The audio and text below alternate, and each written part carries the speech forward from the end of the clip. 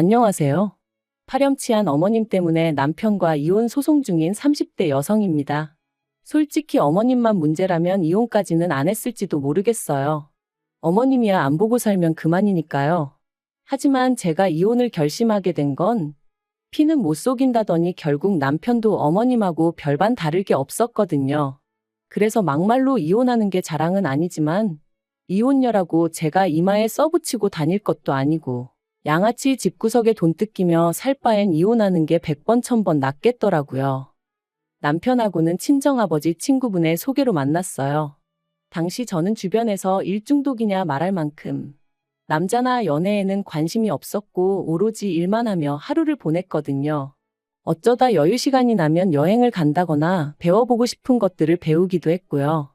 그런데 이런 제 생활이 제 스스로는 무척이나 만족스러웠던 반면 친정 부모님이 보시기엔 걱정이 되셨는지 급기야는 소개팅을 잡아오신 거 있죠. 그리고 중간에서 주선을 해주신 분이 아버지 친구분이라 하시니 제가 무조건 싫다고 거절을 할 수도 없었고요.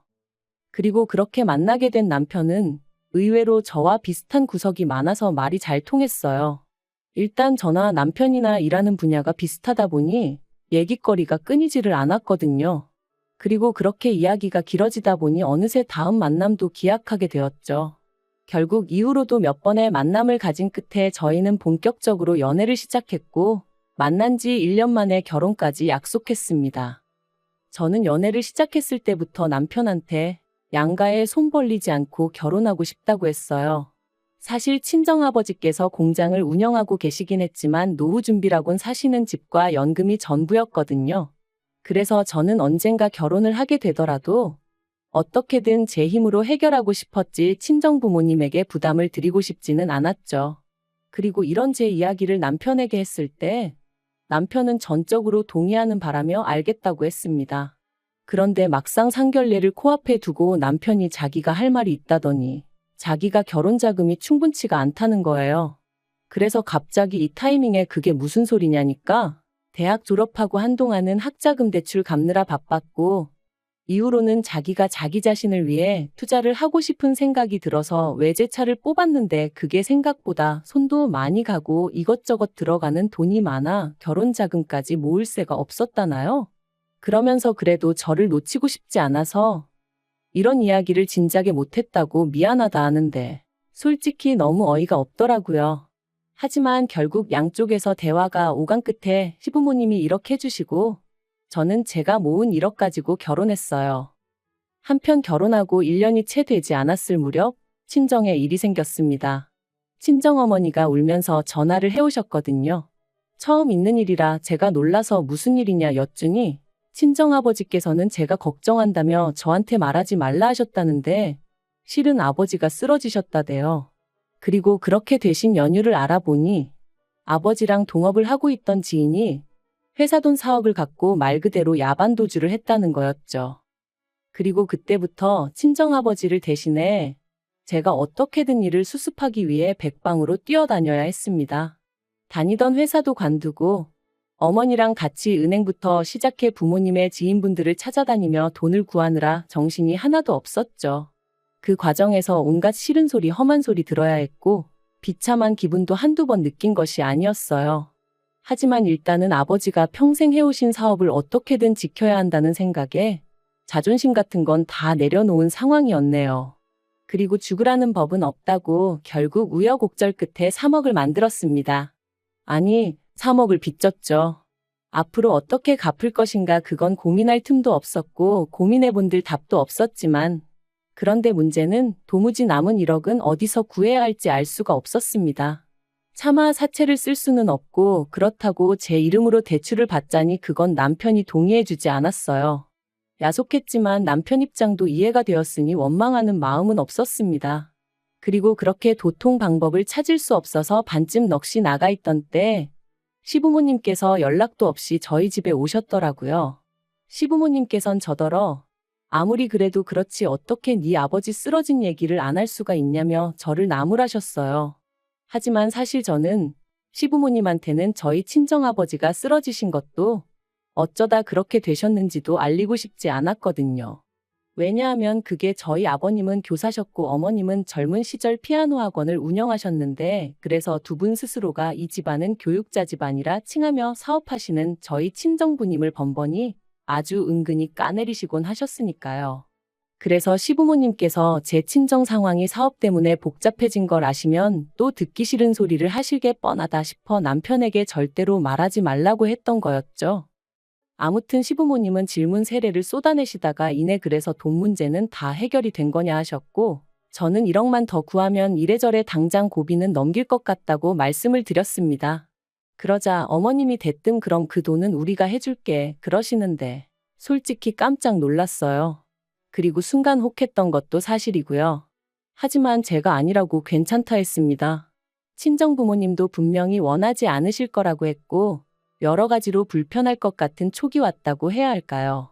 하지만 시부모님께선 고집을 꺾지 않으셨습니다. 이런 일은 원래 가족끼리 서로 돕는 거라며 저더러 부담 갖지 말라면서요. 그리고 솔직히 저도 계속해서 고집을 내세우기엔 상황이 상황이었던지라 그럼 감사히 쓰고 최대한 빨리 갚아드리겠다 하며 돈을 빌리게 되었죠. 그리고 그렇게 우여곡절 끝에 마련한 사억으로 저는 급한 불을 껐고 이후로 얼마 지나지 않아 친정아버지도 자리에서 일어나셨습니다. 친정아버지께서는 가족을 비롯한 주변 사람들을 볼낯이 없다 하시면서도 도망간 동업자에 대한 배신감에 치를 떠셨지요. 경찰에 이미 신고를 해둔 상황이었고 출국 금지까지 내려져 있었기에 잡는 건 시간 문제라 했지만 어쨌든 아버지께선 정신적으로 많이 약해지신 상황이었습니다. 그래서 결국 제가 회사를 관두고 부랴부랴 아버지 사업을 이어받았어요. 하지만 돌이켜 생각해보면 저를 정말 힘들게 한 건 아버지의 사업도 아니었고 돈 4억을 갚아야 한다는 중압감도 아니었습니다. 그건 다름 아닌 1억을 빌려주신 이후로 시부모님이 보여주신 행동들이었어요. 자의반 타의반으로 시부모님께 돈 1억을 빌리게 되었을 때 저나 시부모님 사이에 정확히 오간 말은 없었지만 그래도 저도 절대로 공짜로 가져다 쓸 생각은 없었거든요. 하지만 어머님이 이자로 매달 100만 원을 요구하셨을 땐 솔직히 좀 당황스러웠던 게 사실입니다. 그것도 원금은 포함하지 않고 이자만 100만 원이요. 그래서 제가 남편에게 이건 좀 아니지 않냐 하니까 그냥 생활비 좀 보태드린다 하고 드리라는데 제가 저 돈 빌려달라고 부탁을 드린 것도 아니고 어이가 없더라고요. 하지만 이런 문제로 어머님과 부딪히기엔 제가 처리해야 할 일이 너무나 많았어요. 그래서 남편과 합의한 게 원래 드리던 용돈이 매달 50이었으니 거기에 50 얹어드린다 생각하겠다 했습니다. 그런데 이번엔 시부모님이 나서셔서는 사람이 어려울 때 도와준 사람한테 그러면 되네 안 되네 하시는데 정말 칼만 안 들었지 날강도가 따로 없다 싶대요. 그래서 제가 그때 아주 작정을 했어요. 어떻게든 시댁 돈부터 갚는다고 말이죠.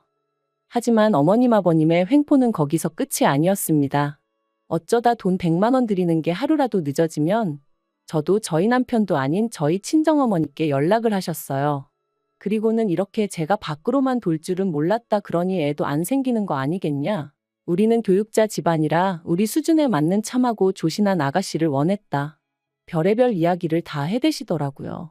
그러면 저희 친정어머니는 그래도 시부모님한테 1억을 가져다 썼다는 생각에 싫은 소리도 못하시고 죄송하다. 그리고 이런 일을 두세 번 겪고 나니까 진짜 너무 화가 나대요. 그래서 정말이지 돈만 생겨봐라. 내가 그 1억부터 갚는다 하고 일을 갈았다니까요. 그리고 그렇게 산지 2년이 다 되어가던 올해 봄, 저와 친정 식구들은 뜻하지 않은 연락을 받았습니다. 그건 바로 저희 공장과 오랫동안 거래를 해오던 중견기업이었는데 그쪽에서 저희 공장을 아예 인수를 하고 싶다는 것이었죠. 생산 라인도 추가로 설치하고 뭐 자세한 건 저희에게 말해줄 수 없다면서도 어떠냐 하는데 솔직히 저는 제발 팔았으면 싶었어요. 왜냐하면 그쪽에서 공장만 인수하는 게 아니라 저를 팀장급으로 데려가고 싶다고 했으니까요. 하지만 친정부모님, 특히나 일평생 사업을 꾸려오신 아버지가 어떤 심정이실지 도저히 모르겠어서 어떤 의견도 낼 수가 없었죠. 그런데 그 이야기가 나오고 하루 만에 친정아버지께서 팔아버리자셨습니다. 이제 이것저것 신경 쓰며 살기엔 만사가 귀찮다 하시며 동업자가 그렇게 날라버린 이후로는 솔직히 공장 생각만 해도 우라가 치밀어서 죽을 맛이셨다고요. 그리고는 저더러 잘 알아봐서 제값 잘 받고 팔아버려라 하시는데 진짜 온갖 감정이 복잡하게 뒤섞이면서 눈물이 다 나더라니까요. 일단 결정을 내리고 나니 이후의 일은 일사천리로 진행되었습니다. 제가 자세한 과정을 여기다 적을 순 없지만 결과적으로 저희는 13억이란 돈을 남겼어요. 저도 친정부모님도 모두 만족스러운 거래였고 이후로 남아있던 빚을 청산했습니다. 시댁에 지고 있던 1억도 갚았죠. 솔직히 계산해보면 1억 빌리고 1억 2천이나 드린 거지만 빌려준 사람하고 빌린 사람하고 마음이 같을 수는 없는 법이니까요. 이런저런 빚을 다 갚고 나니 남은 건 10억이었고 친정 부모님께서 저에게 3억을 주시겠다 하셨습니다. 그런데 제가 거절했어요. 당장 그렇게 큰 돈이 필요하지도 않았고 어쨌든 친정 부모님의 사업장이었던 만큼 두 분 노후 자금으로 쓰시는 게 맞다고 생각했으니까요. 그러자 친정어머니께서 그럼 당신이 잘 가지고 있다 훗날 제가 도움이 필요하다 할 때 주시겠다 하셨고 저는 그렇게 해달라 했습니다. 그리고 저희 친정부모님은 10년 넘게 타던 차를 새 차로 바꾸셨어요. 남들이 좋다 하는 외제차는 아니었지만 앞으로 두 분이 여기저기 구경도 다니고 그렇게 편하게 사시겠다면서요. 그런데 이제 이렇게 크고 작은 변화들이 저희 친정에서 생기니 남편이 도대체 무슨 일인가 싶었던 모양입니다. 참고로 공장을 팔았다던가 그런 이야기는 했지만 시시콜콜한 이야기는 안 했어요. 또 뒤에서 장사꾼이 어떻고 이런저런 이야기 나오는 게 싫었거든요. 그런데 저도 저희 남편이 그렇게 집요한 구석이 있는지는 몰랐는데 저 몰래 제 핸드폰이며 노트북이며 뒤져봤던 모양입니다. 그리고 그렇게 저희 친정 부모님에게 목돈이 생겼다는 사실을 알게 된 거죠. 저더러 어떻게 이런 이야기를 자기한테 안 할 수가 있냐면서 난리가 났어요. 그리고는 아버님 쓰러지시고 나서는 그 공장은 제가 운영한 거나 마찬가지인데 어떻게 제 몫을 하나도 안 챙긴 거냐면서 막 화를 내는 게 아니겠어요? 그래서 제가 내가 괜찮다는데 당신이 그렇게 열낼 거는 뭐냐 했습니다. 막말로 공장 일을 제가 공짜로 한 것도 아니고 그렇다고 자기가 저를 대신해서 생활비를 다 댄 것도 아니었으면서 말이죠. 하지만 남편은 그래도 그게 아니랍니다. 그리고는 저더러 어떻게 자기 밥그릇도 못 챙기냐면서 한심하네 어쩌네 말이 심해지더라고요. 그래서 제가 잘 알지도 못하면서 그런 식으로 말하지 말라며 우리 친정부모님 재산이고 그걸로 두 분이 뭘 어떻게 하시든 딸인 나뿐만 아니라 그 누구도 이러쿵저러쿵 말하면 안 되는 거라고 쏘아붙였네요. 그런데 이 촉새 같은 인간이 이 이야기를 또 그대로 시댁에 전한 모양입니다. 바로 이튿날 퇴근하고 집에 왔는데 현관에 어머님 아버님 신발이 보란듯이 놓여 있었거든요. 어이도 없고 짜증도 나고 하지만 솔직히 말해서 남편이 모든 걸 알아버렸다는 걸 알게 되었을 때 이런 일도 생길지 모른다고 어느 정도 예상은 하고 있었어요. 그래서 어머님 아버님이 무슨 말씀을 하시건 정신 똑바로 차려야지 하고 마음을 다잡고 인사를 드렸죠. 그런데 어머님이 저더러 대뜸 괘씸하답니다. 저뿐만 아니라 저희 친정 부모님도 전부 다 어떻게 사람들이 그럴 수가 있냐면서 이건 아니지 그러시는 거예요. 황당해서 빌린 돈은 다 갚았는데 도대체 무슨 말씀을 하시는 거냐고 뭐가 문제냐 했어요. 그랬더니 1억을 빌렸다고 1억으로 갚는 사람이 어디 있냐면서 공장 팔아 13억이나 받아놓고 어떻게 입을 싹 닦을 수 있냐 그런 말씀을 하시더니 대뜸 저더러 누구 덕분에 그 공장을 지켜낼 수 있었는지 벌써 다 잊었냐대요. 그리고는 덧붙이신 말씀이 가관이었습니다. 당신들이 아니었음 이런 날이 왔겠냐며 13억의 절반을 달라고 하셨거든요. 어이가 없어서 제가 막 웃었어요. 그리고는 제가 어머님더러 사채업자시냐 물었습니다. 1억 그것도 필요 없다 괜찮다 하는 걸 가족이 어떻고 저떻고 하시면서 빌려주셔놓고 2년 동안 이자라고 가져가신 돈만 2천이다. 거기다 그뿐이냐. 툭하면 내가 너희 가족한테 어떻게 했는데 하시며 이것저것 얼마나 많이 바라셨냐고 따졌죠. 게다가 그동안 저희 친정어머니 상대로 갑질도 어지간히 하셔놓고 그런 건 싹 다 까먹기라도 하신 건지 제가 어머님께 어디다 세게 머리라도 부딪히셨던 거냐고 물었어요. 그런 게 아니고서야 그동안 하셨던 행동들은 싹 다 잊으시고 대단한 은인이셨던 것 마냥 말씀하실 수는 없다고요. 게다가 13억의 절반이라니 지나가던 개도 웃겠다 했네요. 그랬더니 옆에 있던 아버님도 남편도 난리가 났어요. 13억의 절반이 제가 듣기엔 과할 수는 있어도 그래도 어떻게 며느리가 시어머니한테 말을 그따위로 하냐면서 말이죠. 그리고는 저더러 얼른 죄송하다 용서를 구하라면서 절반이 어려우면 못해도 3억은 내놓으랍니다. 듣자 하니 니네 친정부모가 어차피 너 3억 주려고 하지 않았냐며 그거 달라고 해서 가져오면 되겠다면서요. 정말이지 어머님 말씀하시는 걸 듣고 있자니 남편이 아주 제 핸드폰이랑 노트북을 샅샅이 훑었다는 것도 알겠고 자기들끼리 이러쿵저러쿵 말을 맞췄나 보다 싶은 게 오만 정이 뚝 떨어지더라니까요. 결국 그날 시부모님과 남편을 상대로 저는 말도 안 되는 언쟁을 해야만 했고 결국 제 집만 간단히 챙겨서 집에서 빠져나왔습니다. 그리고 바로 친정으로 향했죠. 그리고 이후의 과정은 지리하기 짝이 없습니다만 결론부터 말하자면 남편과는 이혼하기로 했어요. 정확히 말하자면 저의 일방적인 통보였죠. 제가 먼저 남편에게 이혼하자는 이야기를 하려고 만나자고 연락을 했습니다. 그리고 그렇게 약속 장소에 나가니 어이없게도 시부모님이 따라 나와 계셨어요. 저를 보자마자 첫마디가 반성 많이 했냐는 거였고요. 어이가 없어서 이번에도 웃었습니다. 잘못한 게 없는데 무슨 반성을 하냐면서 그럴 일은 제 눈에 흙이 들어가기 전까진 없을 거란 말과 함께 말이죠. 그리고는 남편에게 이혼 서류를 던져줬어요. 이거 주러 나왔다고, 조용히 협의 이혼했으면 좋겠다고. 하지만 소송으로 가는 것도 난 두렵지 않다. 그리고 애석하게도 남편은 협의 이혼은 못 해주겠다고 나왔습니다. 저더러 3억을 가져오면 해주겠다는데 제가 미쳤나요? 그렇게까지 이혼하게? 그래서 제가 그냥 법대로 하자 했어요. 솔직히 절대 제가 질 것 같지 않거든요. 시부모가 친정부모 재산 뺏어오라는데 그것부터가 제정신이 아니잖아요. 다행히 저희 둘이 살던 집은 전세여서 집주인에게 이혼 서류 냈다는 말과 함께 사정 설명하니까 뭐 그런 집구석이 있냐면서 계약은 빠른 시일 내에 정리해주겠다 했습니다. 그래서 엊그제 남편하고 보증금 반반 갈랐고요. 같이 쓰던 가정가구들은 시댁엔 둘 곳이 없다 하고 그래서 팔건 팔고 그렇게 정리했어요.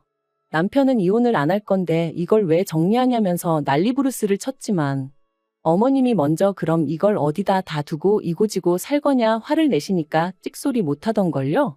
참고로 어머님은 남편이 본가에 들어가 지내야겠다니까 내가 40 넘은 아들 뒷바라지나 해야겠냐며 아주 우울해 하시더라네요. 아무튼 지금 제가 바라는 건 그저 빨리 이 이혼 소송이 끝나서 다시는 그 염치 없는 면상들 안 보고 사는 것 뿐이에요. 혼자 잘 살다가 얼떨결에 결혼해서 이혼녀 딱지를 달게 된 게 억울하긴 하지만 인생 공부한 셈 치고 앞으로는 더 현명하게 살아가겠습니다.